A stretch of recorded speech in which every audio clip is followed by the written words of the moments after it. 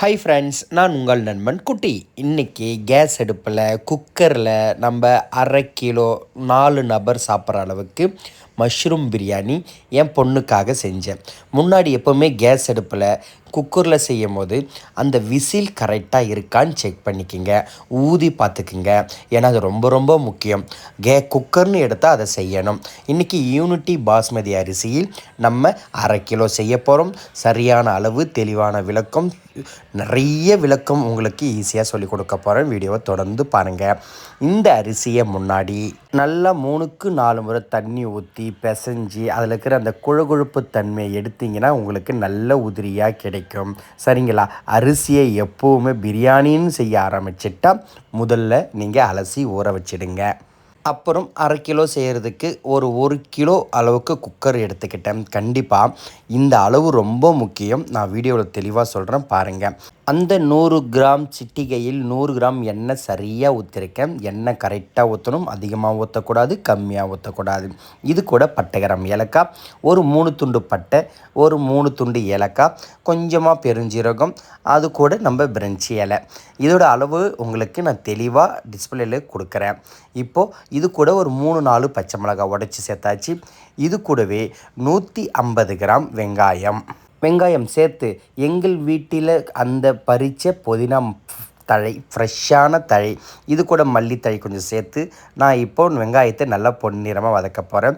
1 teaspoon நெய் இங்கே சேர்த்து வதக்கினா நல்ல ஒரு வாசனை கிடைக்கும். எப்போவுமே மஷ்ரூம், அதாவது காளானை நல்லா கொஞ்சம் பெரிய சைஸாக வெட்டி இஞ்சி பூண்டு வதங்கி தக்காளி சேர்க்கும் போது தான் சேர்த்துப்பேன். ஆனால் கொஞ்சமாக செய்யும் போது நீங்கள் ஆனியன் கொஞ்சம் 3/4 பதம் வெந்த உடனே சேர்த்துக்குங்க. மஷ்ரூம் இந்த மாதிரி என் பொண்ணு அப்பா எனக்கு சின்னதாக வேணும், சாத்து கூட சாப்பிட எனக்கு வேணும்னு கேட்டாங்க. அதனால் ரொம்ப ஸ்லைஸாக வெட்டிக்கிட்டேன். ஆனால் நீங்கள் கொஞ்சம் பெரிய சைஸ் வெட்டினா தான் அது சாத்து கூட வச்சு சாப்பிட நமக்கு ரொம்ப பிடிக்கும். இந்த வெங்காயத்தை கூட சேர்த்து வதக்கும் போது அந்த மஷ்ரூமில் இருக்கிற தண்ணி நமக்கு நல்லா வதங்கி வெளியில் வந்து சூப்பராக கிடைக்கும். அதாவது காளான்னா பன்னு மாதிரி சீக்கிரமாக கரைஞ்சிடும், உடனே வெந்துடும் நினைப்பீங்க. கண்டிப்பாக இல்லை. நல்ல வேக்காடு கொடுக்கணும், மசாலா கூட வேக வைக்கணும். அப்போ தான் நமக்கு சாப்பிட ஒரு சுவை கிடைக்கும். அதை நல்லா வேக வைக்கும் போது தான் அந்த காளானில் கொஞ்சம் எசன்ஸு நமக்கு பிரியாணி சாதத்தில் இறங்கி ஒரு டேஸ்ட்டு கொடுக்கும். இப்போது அந்த வெங்காயம் கொஞ்சம் பொன்னிறமாக வதங்கின உடனே இஞ்சி பூண்டு சாந்து சேர்த்துக்கிறோம். 75 கிராம் பூண்டு, 50 கிராம் இஞ்சி. நல்லா புரிஞ்சுக்கிங்க. நம்ம வெஜ்ஜு பிரியாணி, காளான் பிரியாணி, மஷ்ரூம் பிரியாணி செய்யும்போது பூண்டு அளவுக்கு பாதி தான் இஞ்சி இருக்கணும். அப்போ தான் கசப்பு வராது. இப்போது நான் இங்கே 20 கிராம் உப்பு சேர்த்துக்கிறேன். ஏன்னா 1/2 கிலோ அரிசி இல்லையா, 1 டீஸ்பூன் 10 கிராம் கரெக்டாக இருக்கும், சூப்பராக இருக்கும். நீங்கள் ஒரு முறை அந்த மாதிரி அளவு போட்டு கூட சேர்த்து பாருங்கள். கண்டிப்பாக ரெகுலராக இப்படியே செய்வீங்க. நம்ம குக்கரில் கேஸ் அடுப்பில் செய்யும்போது சீக்கிரமாக தீச்சல் பிடிக்கிற மாதிரி இருக்கணும். அதனால் அனல் பதத்தை குறைச்சி நீங்கள் வதக்கி தீச்சல் பிடிக்காமல் பதமாக செய்யணும்.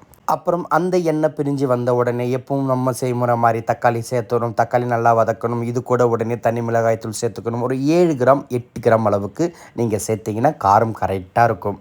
அதாவது நிறைய யூடியூப் வீடியோவில் தனி மிளகாய்த்தூளோட அளவு அதிகமாக சொல்லுவாங்க. ஏன்னா அவங்க அந்த ஒரு 10 கிலோ பிரியாணி செய்கிறாங்கன்னா ஒரு 10 கிலோ 12 கிலோ 15 கிலோ கறி சேர்ப்பாங்க. அதனால் காரம் அதிகமாக சொல்லுவாங்க. அதெல்லாம் நீங்கள் கரெக்டாக பார்க்கணும். இப்போது இது கூட கொஞ்சமாக மசாலா, அதாவது கரம் மசாலா, மல்லித்தூள், ஜீரகத்தூள், இந்த 3 மசாலும் கொஞ்சமாக, அதாவது ஒரு 5 கிராம் 8 கிராம் மொத்தமாக ஒரு 20 25 கிராம் அளவுக்கு மசாலா சேர்த்திங்கன்னா அந்த மஷ்ரூம் பிரியாணி சாப்பிட ரொம்ப நல்லாயிருக்கும். நான் இந்த பாத்திரத்தில் அளவு பாத்திரத்தில் 1 பாத்திரம் அரிசி எடுத்தேன். இதுக்கு 1.25 தண்ணி. நல்லா புரிஞ்சுக்கிங்க.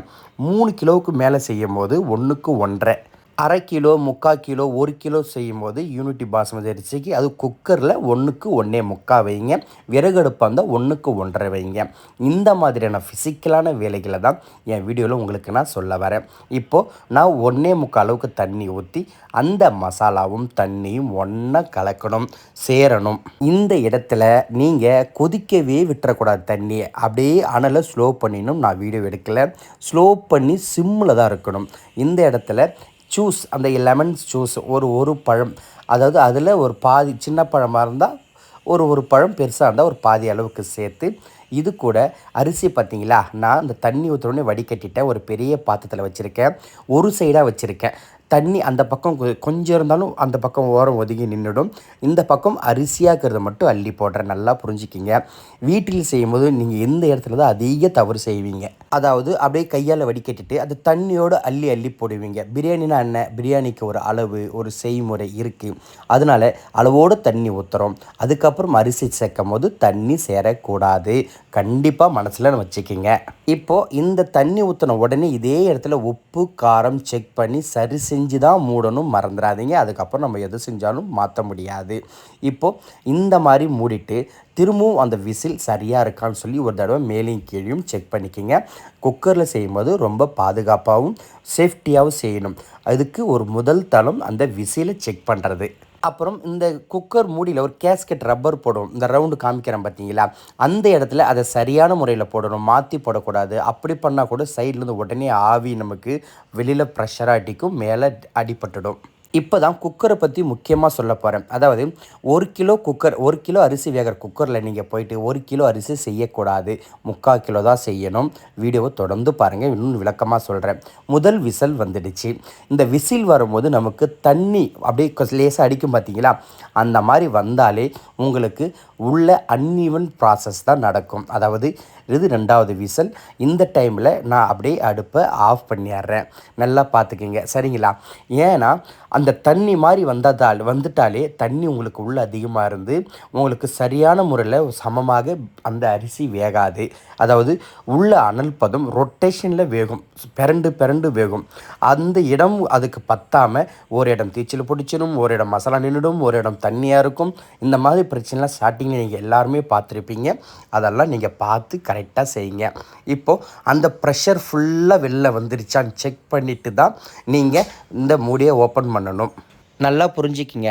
2 விசில் விட்டு ஃபுல் தம் ப்ரெஷர் நின்னா பிறகு ஓப்பன் பண்ணால் 2 விசிலில் நிறுத்துறீங்க. இல்லை டைம் ஆகிடுச்சி, நான் உடனே ட்ரை ஆகணும்னா 3 விசில் கண்டிப்பாக விட்டு நீங்கள் ப்ரெஷரை ரிலீஸ் பண்ணிவிட்டு ஓப்பன் பண்ணிக்கிங்க.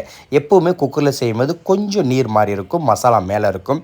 அதை நல்லா கிளறி விட்டுட்டு திரும்ப மூடிட்டு ஒரு 5 நிமிஷம் 10 நிமிஷம் திறந்தீங்கன்னா இன்னும் ட்ரை ஆகி உங்களுக்கு சாதம் உதிரியாக கிடைக்கும். ஆனால் இங்கே நம்ம 1/2 கிலோ அரிசி செய்கிறதுனால ரொம்ப உதிரியை பார்க்க முடியாது. ஏன்னா இந்த குக்கருக்கு இது ஒரு கம்மியான அளவு. இதுவே நல்ல ஒரு ருசி, நல்ல ஒரு டேஸ்ட்டு. சாதம் உடையாமல் எவ்வளோ குச்சியாக சூப்பராக இருக்குது பாருங்கள். இது ஆற நம்மளுக்கு அந்த இன்னும் கொஞ்சம் இருக்கிற நீர் நல்லா ரிமூவ் ஆகி சாப்பிட சூப்பராக இருக்கும். இந்த பிரியாணியில் 1/2 கிலோ மஷ்ரூம் சேர்த்துக்கிட்டேன். ஸ்லைஸாக விட்டதுனால நமக்கு தெரியல, சாப்பிட சூப்பராக இருந்துச்சு. உங்கள் வீட்டு பசங்களுக்கு ஸ்கூலுக்கு காலையிலே இந்த மாதிரி செஞ்சு கொடுத்து அனுப்புங்க. நல்ல ஒரு ஹெல்த்து, அவங்களுக்கு சாப்பிட்றதுக்கு ரொம்ப பிடிக்கும். அது இல்லாமல் கூட ஒரு முட்டை வச்சு நீங்கள் கொடுத்தீங்கன்னா இன்னும் நல்லா விரும்பி சாப்பிடுவாங்க. சாதம் பாருங்கள், கலர் பவுடர் போடலை, அதிகமாக எண்ணெய் இல்லை, சாப்பிட நல்ல ஒரு ஜூஸியான பக்குவத்தில் சூப்பராக இருக்கும். என் வீடியோ பிடிச்சிருந்தால் லைக் பண்ணுங்கள், ஷேர் பண்ணுங்கள், கமெண்ட் பண்ணுங்கள். கண்டிப்பாக சப்ஸ்கிரைப் பண்ணுங்கள். உங்கள் வீட்டு பசங்களுக்கு இன்னும் ஈஸியாக நிறையா ஏதாவது செய்யணுன்னா எனக்கு கமெண்ட் பண்ணுங்கள். நான் உங்களுக்காக வீடியோ தெளிவாக போடுறேன். நன்றி.